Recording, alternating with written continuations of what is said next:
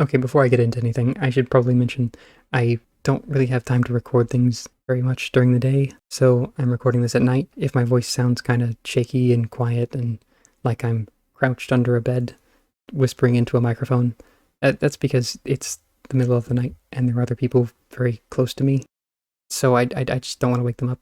Yeah, okay, into the video we go.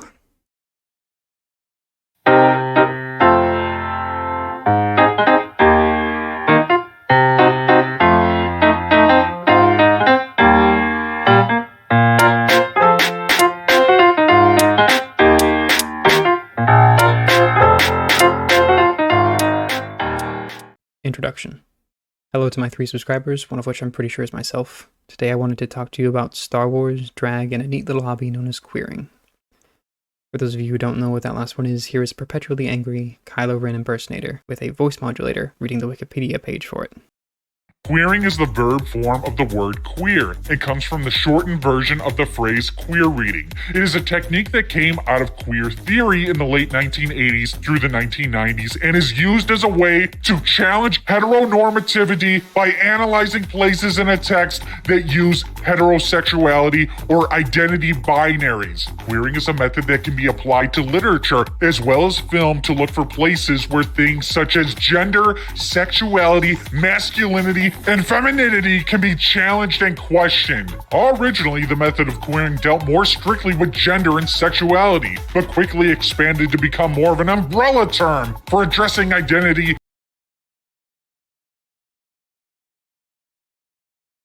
That was Melvin, who hails as the leader of the Knights of Melvin, a YouTube channel where, among other things, he and his friends get angry about Star Wars.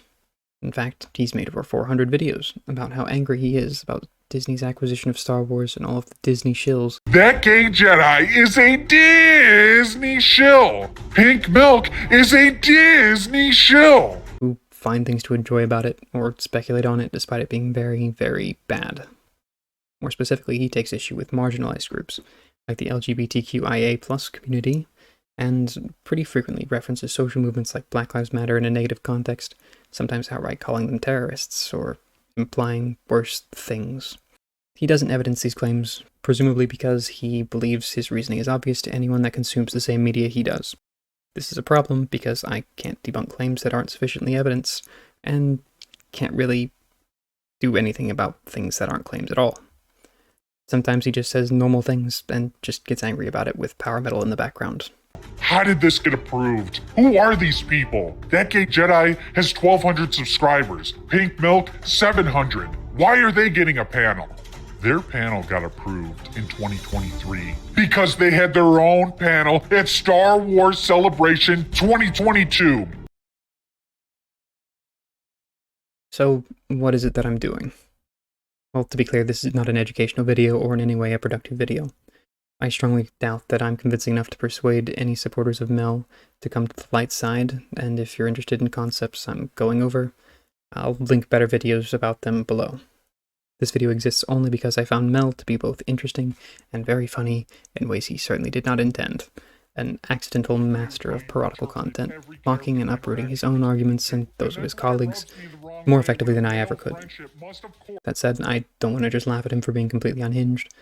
I would also like to draw attention to how he approaches and reads most of the people who disagree with him, as well as speculate on why he disagrees with them in the first place. While all of his assertions initially seem disconnected and irrational, I would argue that he is wrong and driven almost entirely by his aggressive bias, but there is actually a very simple underlying rationale behind it. Something is making him angry, even if he's not able to distinguish exactly what that is. I hope to correctly identify it in my video, but I may be wrong. Again, this is all speculation. Finally, I want to clarify, I'm focused mainly on his response to the Star Wars Celebration drag panel. I think it works as a microcosm of his channel and community as a whole, while also being so ridiculous that he effectively defangs himself. Hopefully to the point where nothing I show you will be too upsetting, but just in case, trigger warning. And if trigger warnings trigger you, then I advise you to go home and rethink your life. Obi-Wan meme. It's so dumb. Part 1. Queering. As a disclaimer, I'm not a part of the LGBTQIA+ community. Being a straight, cis, white man, I can only speak as an outsider to most of the bigotry and bullshit that pretty much every other group faces regularly. I find the LGBTQIA+ community, or for brevity, the queer community, to be really interesting, fun, and open to teaching anyone who is curious about the sort of counterculture they've formed.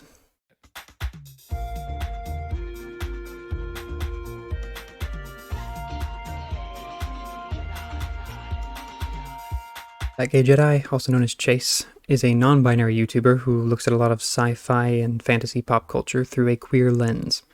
If you're interested, I linked his channel below and highly recommend his videos, at least if you're into alternative interpretations of Star Wars. He is, as far as YouTubers go, very approachable and less focused on education about LGBTQIA+ stuff, more so on just having fun, pointing out the, quote, queer vibes he sees in different characters and themes, even relating them to practices in theater throughout history. Those of you who've been paying attention might have noticed that this aligns with what Mel described as queering, although it's not really something to get angry about. That may or may not come up again later. Star Wars in particular seems to be an especially appealing target for this type of alternate interpretation method.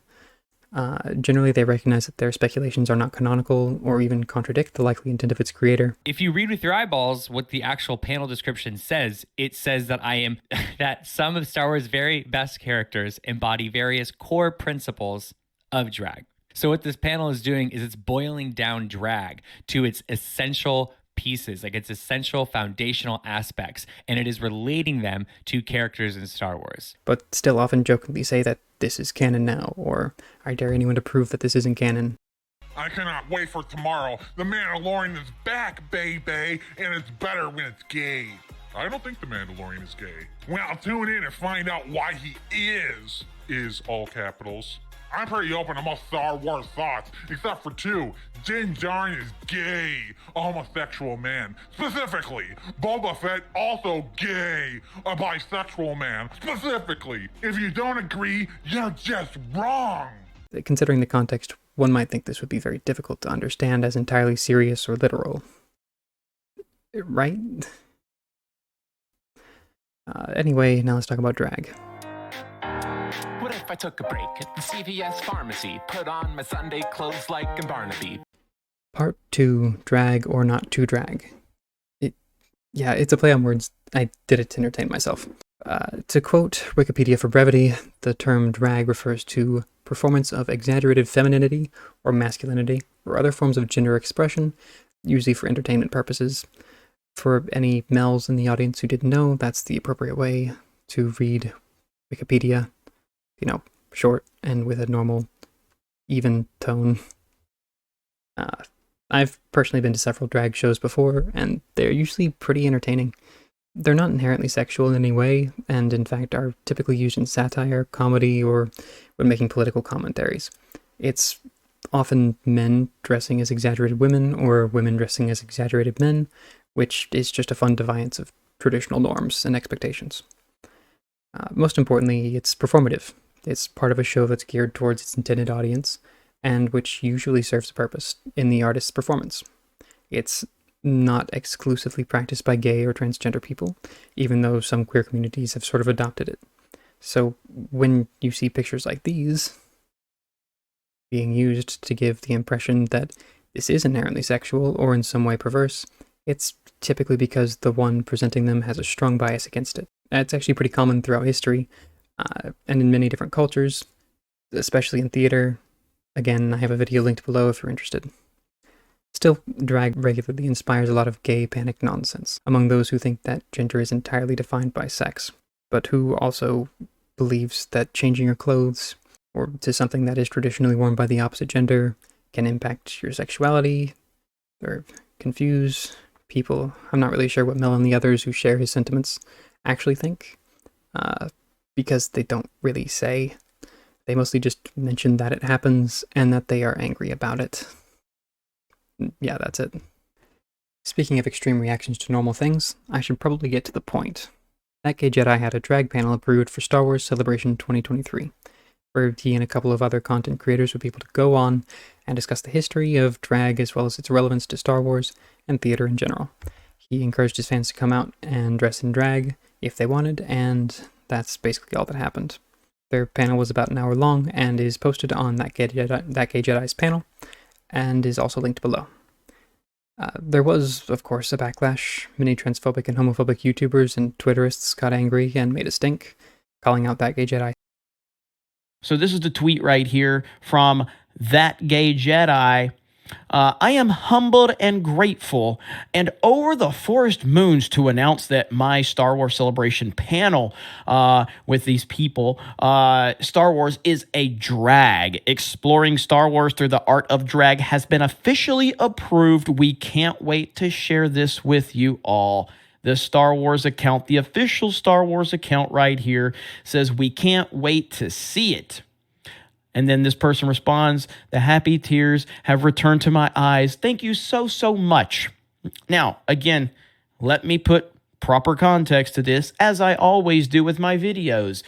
Is it a problem that Lucasfilm in isolation wants to embrace different groups? No. The problem is that Lucasfilm has excluded specific groups. That's the problem. Whenever you go down the rabbit hole of taking a stand and trying to reach out to certain groups, but you will alienate other groups, you will alienate other fans, you will draw the line in the sand for other fans, the two toxic fans, the ones that are the bigots, the online trolls, the Russian bots. Those fans, they're not allowed to be there. No. But it's okay to embrace the right kind of fan, and that's the line in the sand that Lucasfilm has continued to draw and continues to show us that they're not actually interested in Star Wars.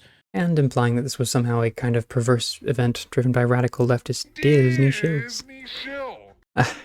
I would try to explain what it is they're accusing Disney of doing, beyond platforming a few people who want to discuss drag and supporting some LGBTQIA plus YouTubers, or maybe what Disney's motivation is according to them, but none of them actually evidence their claims, and the claims they actually make are basically just them saying Disney is bad. So I'm trying to bring in more nights, and I'm doing that by just trashing Disney Star Wars.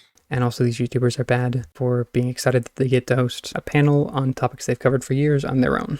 I am trying to make something, and I am just getting railed for it for no reason. Probably the most notable reaction was from a YouTuber called Geeks Gamers, who has over 300,000 subscribers, and called out ThatGayJedi specifically. He showed up on his Twitter, inspiring numerous internet cretins to harass him, as well as the YouTube group he's a part of called Pink Milk, which I think either directly or indirectly brought this to Melvin's attention. I say this because, at the start of this 10-minute rant, which he drags out for over 40 minutes, he shows a clip from Geeks Gamers, as well as other transphobic and homophobic content creators. I guess he didn't consider this to be covered ground already, or just jumped at the opportunity to be mad about something. So I'm trying to bring in more nights, and I'm doing that by just trashing Disney Star Wars. I can't say for sure what, apart from a so far unexplained hatred, motivates. Part 3, Darth Melvin. Turn around, let's make art and get fucked. Dead inside, how have you been? The water's getting warmer, so you might as well swim. Oh, all my life it hasn't gotten under my skin, but just this time I'd say it's looking pretty grim. Okay. Melvin is, in a word, fascinating. Not intentionally, of course, he just inspires that feeling you get when you watch a train slowly derail.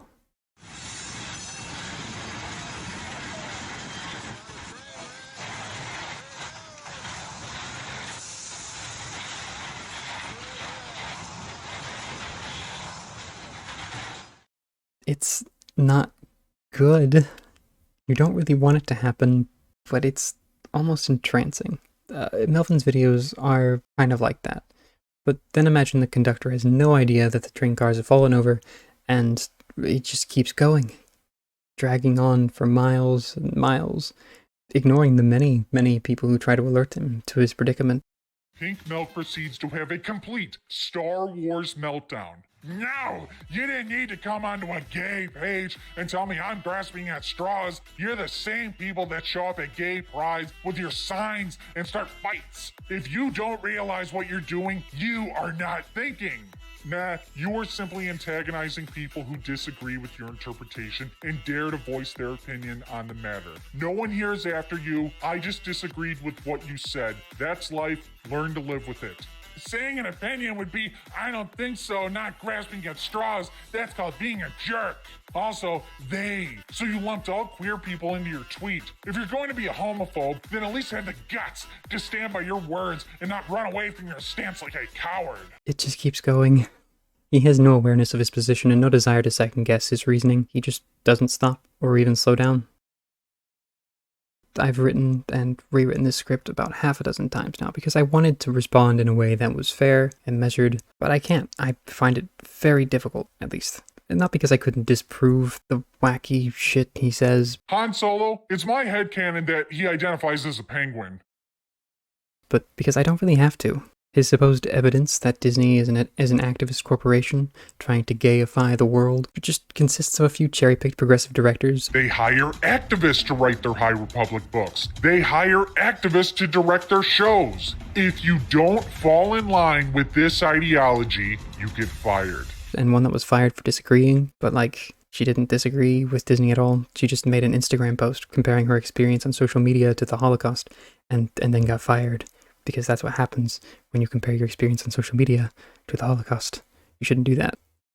Even if he accurately represents the evidence that he puts up, the poor rhetorical structure of his video and the lazy attempts at legitimizing his claims in a way that never meets any burden of proof make his entire video basically devoid of anything in need of debunking. He says that Disney is overall trying to push a, quote, gay agenda, but doesn't say what he means by a gay agenda.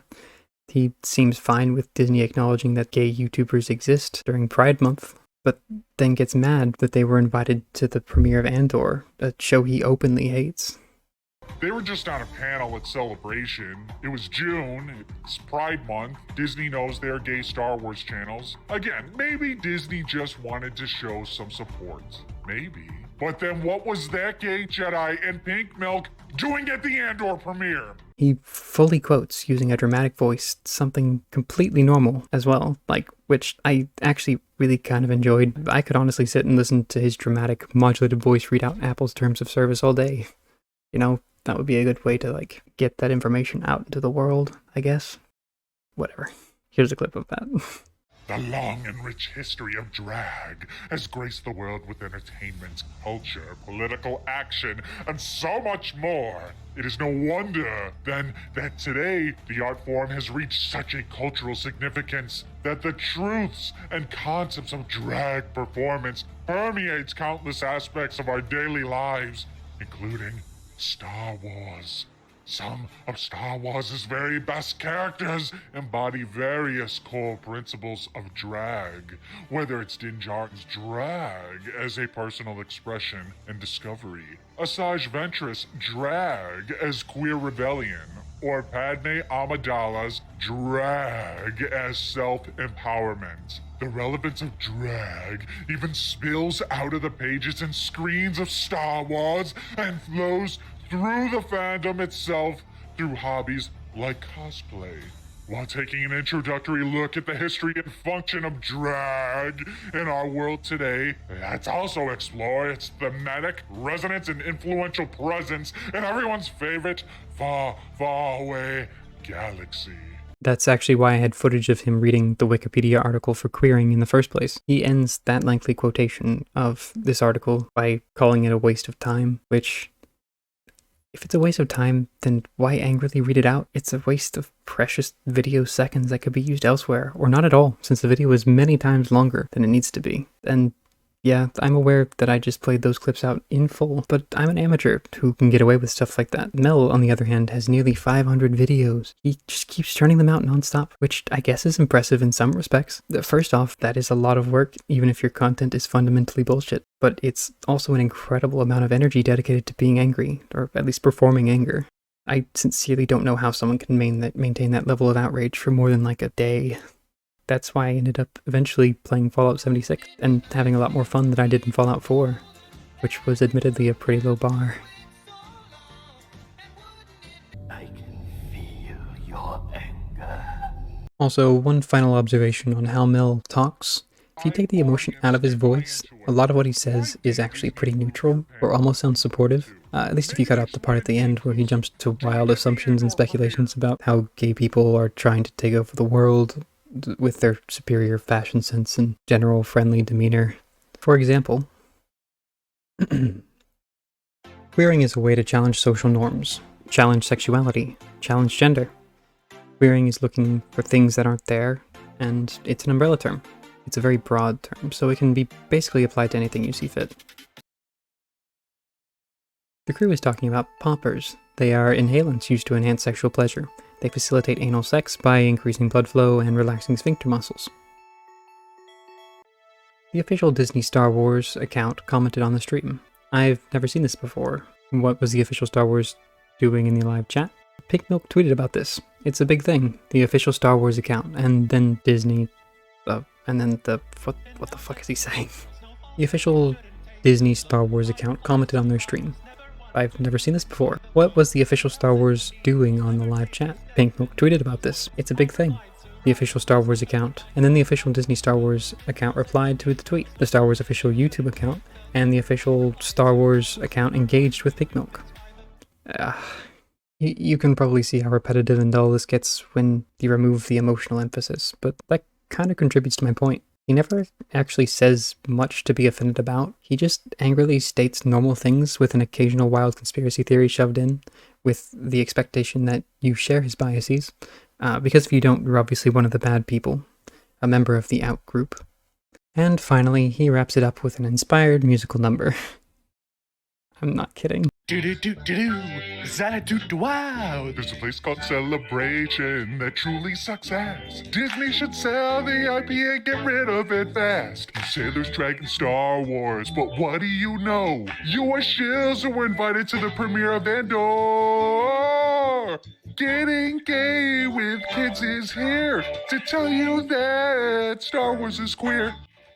I should probably cut in here, just in case he decides to copyright it for an album of some kind, which I would definitely buy. Melvin, if you're watching, I would pay good money for an album where you cover, like, Christmas classics, or honestly anything you want to make. I'm here with a demand. Just put it out there and see how it does. It's cool. It's definitely cool. It's a good point. Please keep doing it. If I was a king, bet you motherfuckers would sing. If I really got it up, you bet I wouldn't be stingy. Get right. I'm the pain and you're a silver statue. And if you fight, I'll tweet the map. Boris comic at you. This video is a waste of time. If I've proven anything, which I really haven't, it's that Mel isn't going to be convinced by any reasonable argument. My first draft of the script was going point by point, second by second of his video debunking every misleading or false statement he made. And I couldn't help but consider how futile that process was. It wasn't fun, and it wasn't going to change his mind. He doesn't care about what's true, and that becomes painfully obvious whenever you just take a cursory glance at any of the pieces of evidence he cites, or even the stuff that he kept in his video and just didn't bother editing out. He fails to portray his targets as being unsympathetic or conspiratorial in any way, and comes off sounding like a pretty funny comedian making fun of the figure that Mel is trying to be. In his response to ThatGayJedi and the founder of Pink Milk, which he made because they just started laughing at him when he angrily tweeted his video at them, he repeatedly tries to prove that they are having some kind of emotional meltdown in response to it, when that clearly isn't happening. He even edited a picture of Pink Milk's founder, Brian, to look like he's angry when he's just like it's just like a random frame from one of his videos, which, that's the closest thing to evidence he actually has of any kind of breakdown. Well, not any kind of breakdown. I guess he did have evidence of a breakdown, but not the one he wanted to evidence. That one is honestly even better, just because he spends even more time reading through conversations where he and others get destroyed on Twitter. The existence of that video at all is just amazing. It's basically just him retreating to his echo chamber for reassurance that he totally owned them with facts and logic. That said, I still haven't really explained why Mel gets upset by this stuff. why he spends so many hours being enraged at a couple of small, harmless YouTubers who are simply appreciating something they love in a way that helps them better relate to it. That is something that stumped me for the first couple of drafts of this script, because the only way I could think of explaining this is that he was just being dishonest, that he isn't okay with the existence of gay people, and is just trying to avoid being demonetized or removed from YouTube entirely. And yeah, he might be doing that. But this still doesn't explain why it's making him angry, why it makes other people angry. Why would he tolerate Disney acknowledging them during Pride Month, but then be enraged about something that's equally trivial?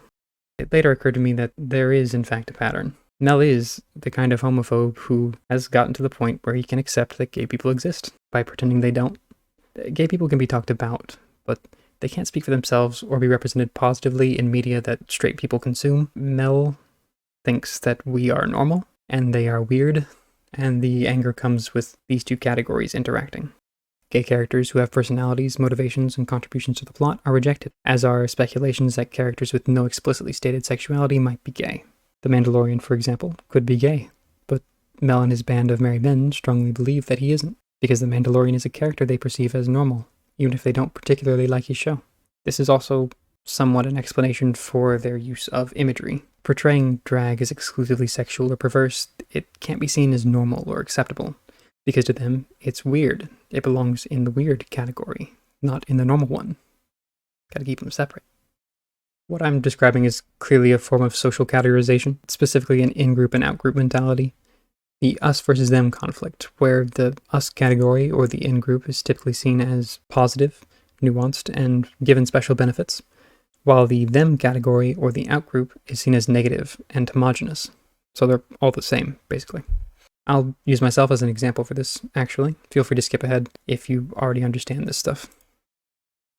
If I were to adopt an in-group mentality alongside ThatGayJedi and all of Pink Milk over our mutual support for the LGBTQIA+ community, and then the out-group would be anyone who doesn't support the LGBTQIA+ community, we would see quite a few people who aren't in our category being hateful, and might assume that everyone who isn't in our category is hateful. That would be a logical fallacy, because obviously some are just confused, apathetic, or unknowingly bigoted, as well as the slight possibility that we may be wrong somehow, about sexuality and stuff. Mel and the boys have adopted this mentality when it comes to the queering community. They see it as homogenous, and assume the worst of those considered part of this outgroup. The comment section of these videos are filled with claims that these people are predators, who are after your children, or perverts trying to push for communism? What? The truth is, being hateful and angry is a very common hobby that requires a constant fueling. People like Mel are more than happy to provide that.